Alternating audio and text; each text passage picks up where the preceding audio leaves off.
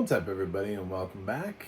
I'm John Stark, your favorite blind film critic from MacTheMovieGuy.com, and I am here to rewrite the Oscars from 1992. This is a very interesting time period for me because I was in elementary school, and so a lot of those adult movies I would have had to watch, like go back and watch them when I was age appropriate. My parents didn't take me to see them. So here are the rules for rewriting the Oscars. First of all, it's just me. I have no panel. I don't have a committee. I haven't absorbed other writers. So this is just how one man's vote. Secondly, I have to have seen the film. I'm not just putting films on here like theoretically because other people liked them, which is going to change a lot because there were films I haven't seen. I did actually try to catch up on a few when I initially went through this list, and I was like, oh my god, I need to watch some films. So I did add a few films really quickly to help change the list a little bit because it looked like my childhood. I had the Mighty Ducks in Best Picture initially.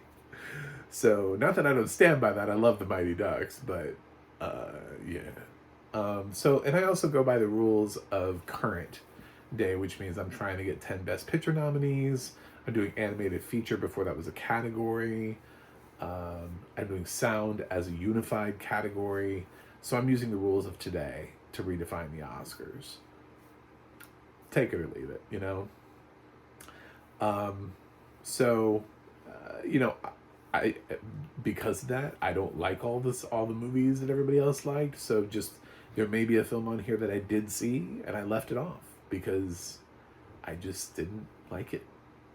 Sorry. I'm not going to like everything. You don't like everything. Nobody likes everything. So when you limit it to one person's opinion, it's totally possible for film to be left off. Just like in 2002, I didn't like The Hours, so I left it off. It didn't make it.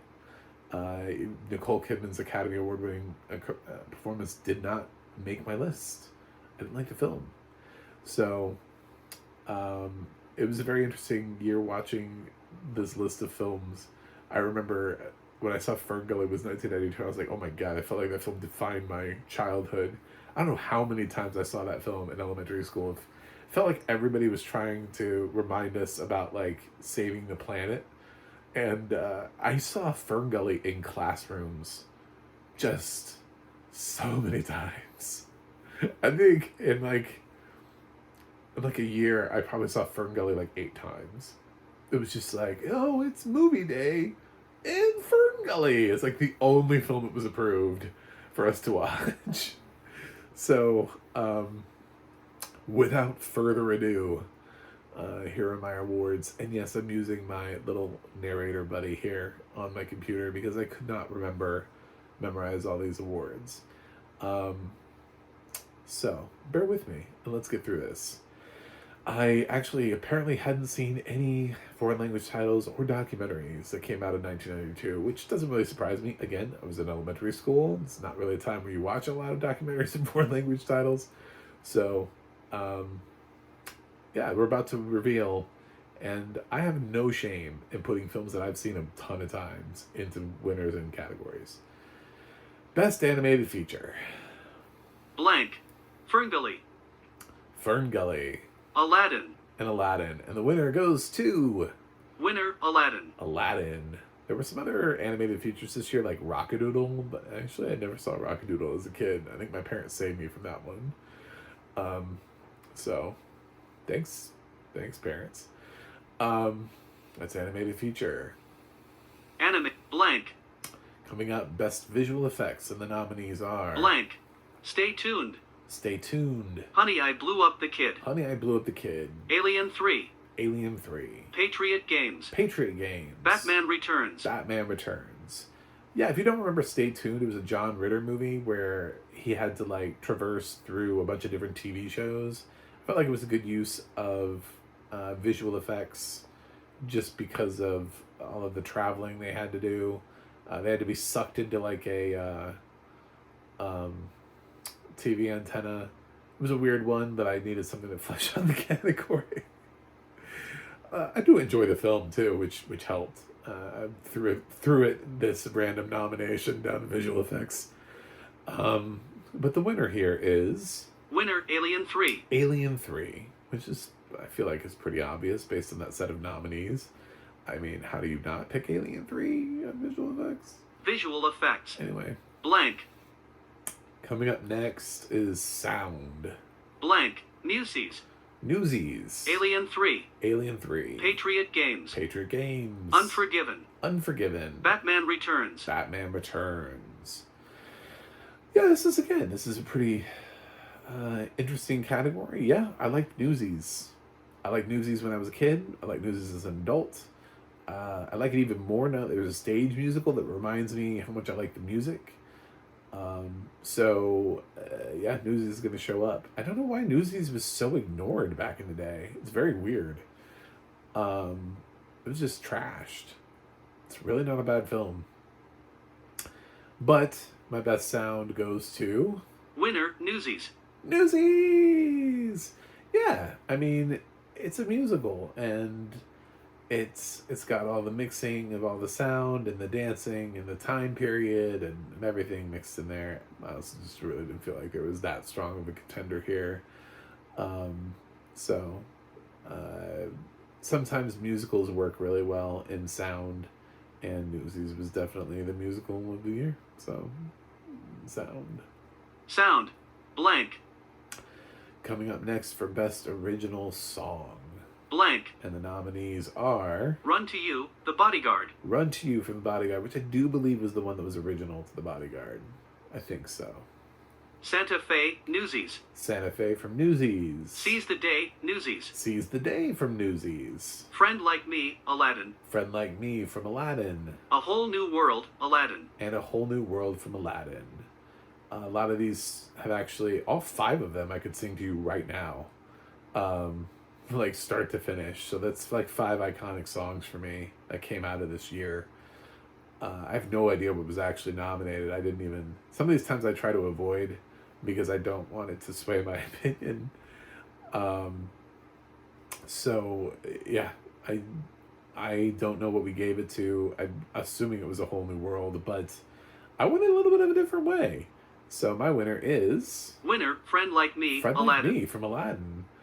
A Whole New World is fine. I feel like there have been a lot of those kind of duets that came out of Disney movies of the time period. And yeah, it has stayed.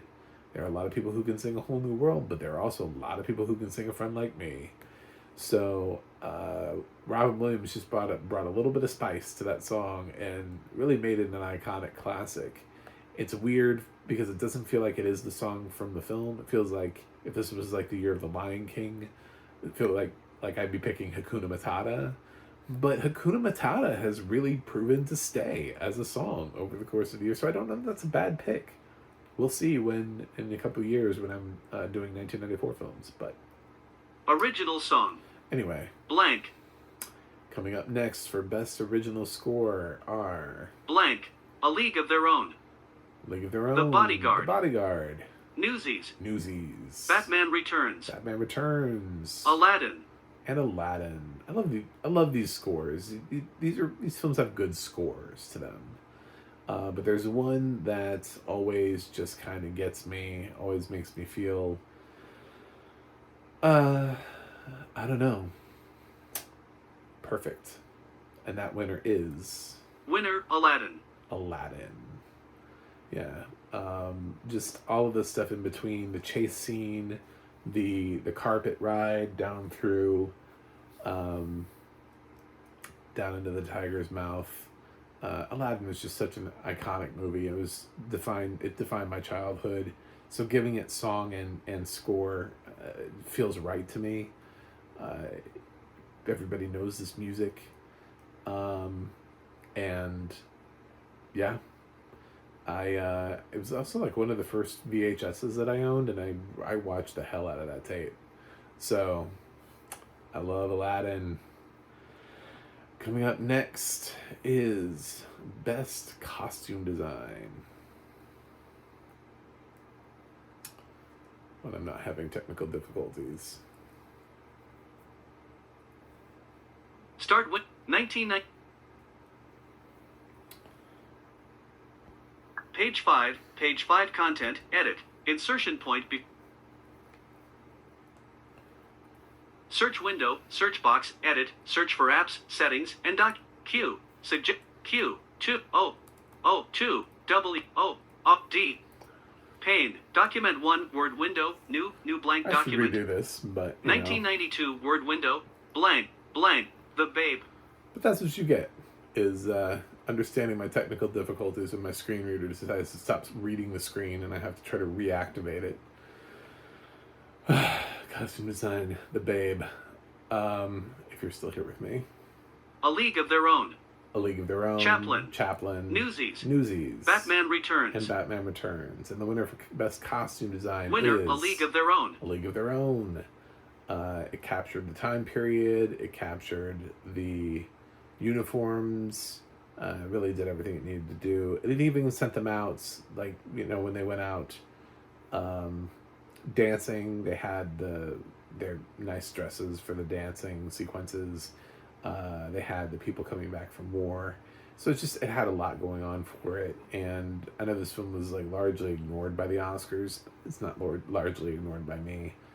I think this is one of those films that definitely if everybody rewrote the Oscars, A League of Their Own would get way more love. It's a film that has definitely stood the test of time.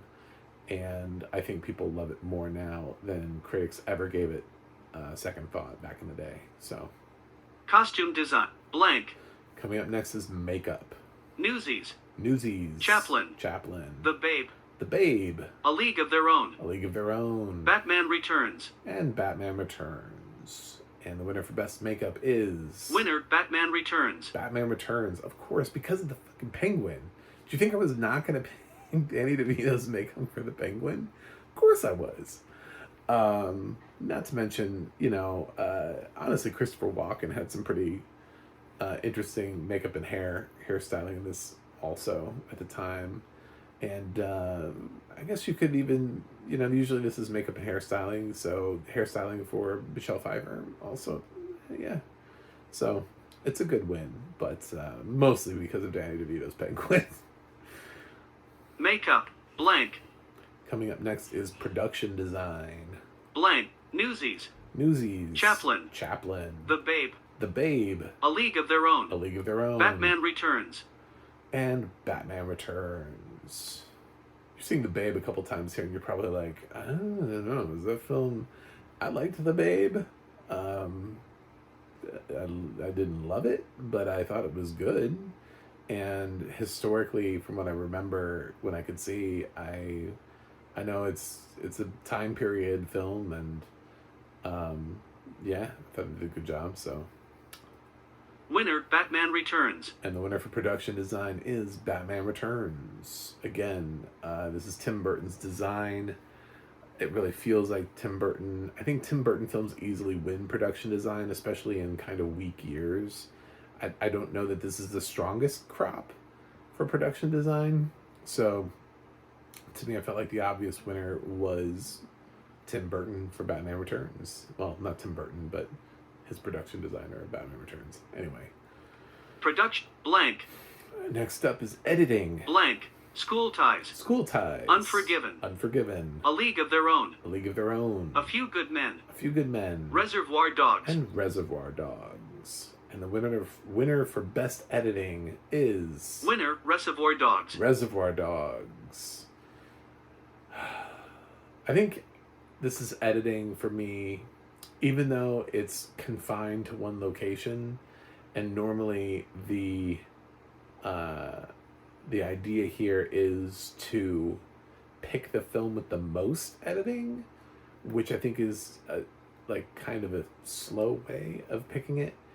I think Reservoir Dogs is the tightest film that is cut down the best, and because it is in one location, I think we oversimplify the need for Tarantino to get different angles and to be able to use the little bit of space that he has.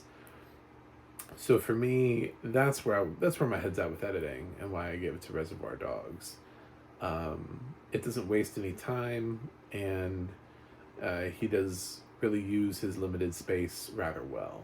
So, and they are not in that space for the entire film. Most of it, but not the entire film. Editing. Blank. Cinematography. Blank. Unforgiven. Unforgiven. Alien 3. Alien 3. Patriot Games. Patriot Games. A League of Their Own. A League of Their Own. Batman Returns. And Batman Returns. And the winner for Best Cinematography is... A League of Their Own. A League of Their Own. I thought this film just had some great shots in it. So, doesn't feel like the kind of film that would normally win Best Cinematography. I feel like probably Unforgiven. But this was what Unforgiven was a catch-up for me, so the fact that I even nominated Best Cinematography was me guessing on the cinematography. But to actually vote it to win, I couldn't vote a film that I didn't actually see to win. But I did kind of assume that the cinematography on a Western like that deserved recognition. So that was me throwing that a bone. But of the films I could see, which were the rest of them, A League of Their Own, just some really great shots, especially in the beginning of the film when they're trying to recruit the girls. Some really pretty shots there. So, Cinematography. Blank. Blank. Next up is Best Adapted Screenplay. Wayne's World. Wayne's World. A Few Good Men. Few Good Men. Malcolm X. Malcolm X. Aladdin. Glengarry Glen Ross. And Glengarry Glen Ross. Yeah, I put Wayne's World in there, and I put Aladdin. I mean, when you think about Aladdin, yes, it's an adaptation, and the film did really well. So, yeah, the adaptation was solid. And also, Wayne's World, we don't give that enough credit because it's a comedy. But that was adapted from a Saturday Night Live sketch, and it's turned out to be one of the most iconic comedies of all time. You know, so I really don't have a problem with that. Glengarry Glen Ross was an easy adaptation. You just take a stage musical and a stage play, and put it into a movie. Jesus.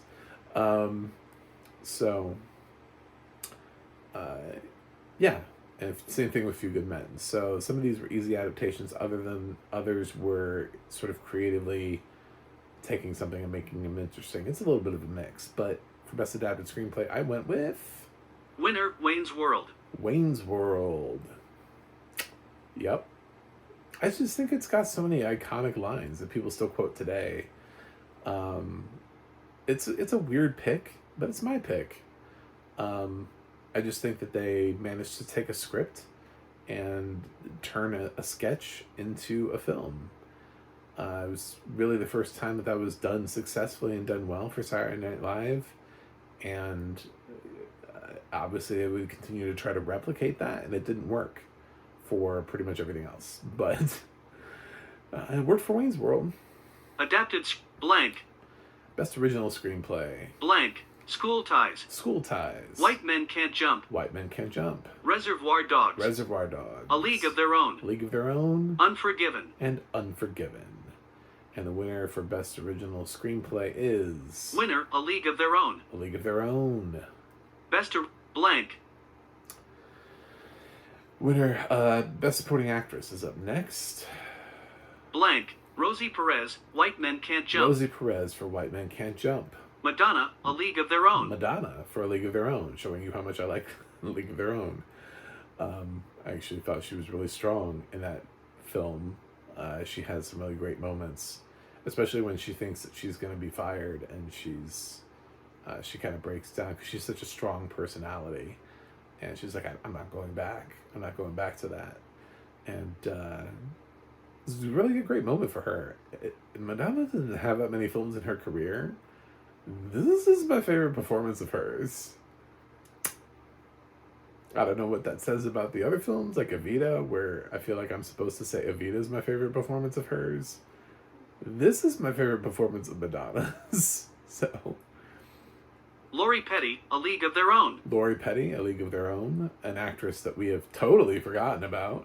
I don't know. I mean, she popped up again on Orange is the New Black and was great. I don't know what we're doing with Lori Petty, but we need to give her more things to do. Demi Moore, A Few Good Men. Demi Moore, A Few Good Men is probably my weakest of the 5 nominations. Michelle Pfeiffer, Batman Returns. Michelle Pfeiffer, Batman Returns. Yeah, if I'm being honest, that last spot, Demi Moore was my last spot. It was between her or Angela Bassett from Malcolm X. Uh, Differences that I've seen A Few Good Men, like, I don't know, 6, 7 times. I've seen Malcolm X once, and it was without audio description, and I couldn't see it, so I couldn't fully grasp Angela Bassett's performance. Meanwhile, I thought Demi Moore for A Few Good Men, it was a great way for her to kind of break into the industry dramatically and show people what she was able to do. Very much a weak nomination, though. I will absolutely own that. I know Michelle Pfeiffer for Batman Returns seems like a weird nomination, but the amount of people that I still hear talking about her performance in that film today also makes it a no-brainer, because there are people who are still obsessed with her Catwoman nowadays, and still think that she has delivered the best iteration of Catwoman. So that speaks a lot when we're talking about what has transcended time over the last 30 years. I do believe her performance has. However, for the winner, I picked Winner, Lori Petty, A League of Their Own. Lori Petty for A League of Their Own. I thought her performance as Kit was great. Again, it's exactly what I was saying. I was like, I don't know what happened to Lori Petty, but we need to give her more things to do. Blank. Supporting actor. Gene Hackman, Unforgiven. Gene Hackman for Unforgiven. Tom Hanks, A League of Their Own. Tom Hanks for A League of Their Own. Alec Baldwin, Glengarry Glen Ross. Alec Baldwin for Glengarry Glen Ross. Jack Nicholson, A Few Good Men. Jack Nicholson for A Few Good Men. Robin Williams, Aladdin. And Robin Williams for Aladdin. Anybody in Glengarry could have had that spot, but Alec's speech is what really got me. That and my inability to sort of choose between Pacino, Lemon, and Alan Arkin. To be honest, like that's tough. But Alec Baldwin's performance is sort of something different, sort of off to the side, and he comes in and it really is a true supporting performance. The other ones, it's like debatably which one of you guys is the lead, you know. But Alec Baldwin is the one that comes in and changes the game. It's just one scene, it's one monologue. It's like, hey, you know, if we can Judd Hirsch things, then we should be able to go back and recognize. I mean, this performance has been referenced so many times since he's done it in other films that he kind of created an iconic moment. As far as the rest of the characters, I don't think there's a surprise there. I think, you know, people, when you think about it, obviously Jack Nicholson, Gene Hackman, you know, Tom Hanks. I don't know that, I can't remember if he got nominated. He should have. It was a great performance from him. Plus he's Tom Hanks, so he would get tons of nominations throughout his career anyway. And yeah, I nominated Robin Williams because The Genie is probably one of the most iconic vocal performances of all time. He really did change the game and set up that character. And that character has become such a face for everything. So it sets a tone for the fact that I'm willing to nominate a voice-only performance. But my winner was... Winner, Jack Nicholson, A Few Good Men. Jack Nicholson, A Few Good Men, because I truly felt like I could not handle the truth. Again, I love this film. I've seen it a bunch of times, and Nicholson is such an ass in this film, and it's such a great performance. I mean, Gene Hackman plays a great villain in his film too, and to some extent, I guess Alec Baldwin is the villain of Glengarry Glen Ross. But I mean, how many times have we quoted Jack Nicholson since then? I mean, how many people have said, "You can't handle the truth"? Like, anyway. Yep. So, probably somebody who didn't need another award, but I gave it to him. Best Supporting Actor, blank. Best Actress. Dolly Parton, Straight Talk. Dolly Parton for Straight Talk. Sharon Stone, Basic Instinct. Sharon Stone for Basic Instinct. Geena Davis, A League of Their Own. Geena Davis for A League of Their Own. Whoopi Goldberg, Sister Act. Whoopi Goldberg for Sister Act. Whitney Houston, The Bodyguard. Whitney Houston for The Bodyguard. A lot of these are just iconic performances. Like Whitney Houston's is her big debut in The Bodyguard. Whoopi Goldberg launched an iconic character in Sister Act. So, and Sharon Stone for Basic Instinct. I don't know that the film is that great, but people remember her, and maybe it's for the leg cross, maybe it's for her entire performance, but it was her breakout performance. And when I'm looking back at 5 actress performances from that year of films that I saw, where I'm like, yeah, okay, so them, put them in here.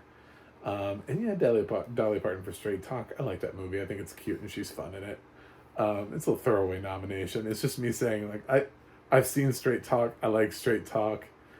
She doesn't win. I'm just going to go ahead and spoil that for you. Don't worry about that. Don't be like, oh my God, he put Dolly Parton in here for Straight Talk.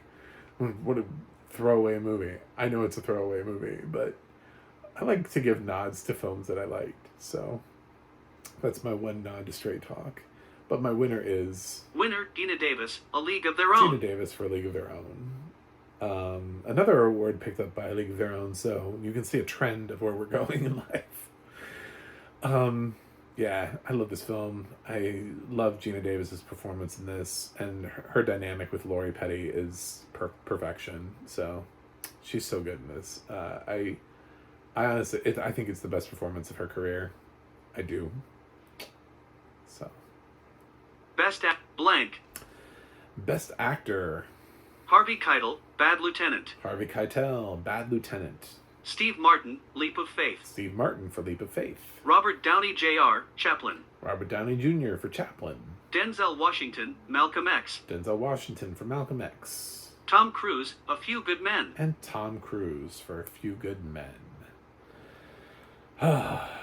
I don't think I need to justify any of these. I think probably the one, if you're sitting there looking at it, is Steve Martin for Leap of Faith. But at the same time, Steve Martin has been underrated for years for what he's been able to do with comedy dramas. And I thought he was really good in Leap of Faith. I liked the film. I was excited when they made a Broadway musical out of it, even though the Broadway musical is...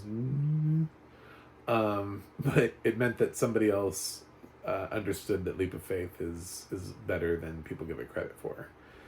So, and obviously Harvey Keitel for Bad Lieutenant. If you've seen Bad Lieutenant, I don't know how you don't give Harvey Keitel a nomination, but my winner is... Winner, Robert Downey Jr., Chaplin. Robert Downey Jr. for Chaplin. It's really the first time... I actually saw this pretty young. I saw this somewhere in the 90s for the first time when I was kind of exploring loving film, and it really stuck out to me. His portrayal of Charlie Chaplin I thought was really good, and it's in the early part of his career where we really get to see the talent and everything that Robert Downey Jr. can be moving forward. Yeah, I think it's a great performance. I also think, like, all these performances are great. I think Denzel Washington for Malcolm X is a fantastic performance. I think Tom Cruise in A Few Good Men, probably one of the best things he's ever done, if we're being honest. So, yeah, there were some great performances this year, but I ended up sliding into Robert Best Downey actor. Jr. So, Blank. Best Director.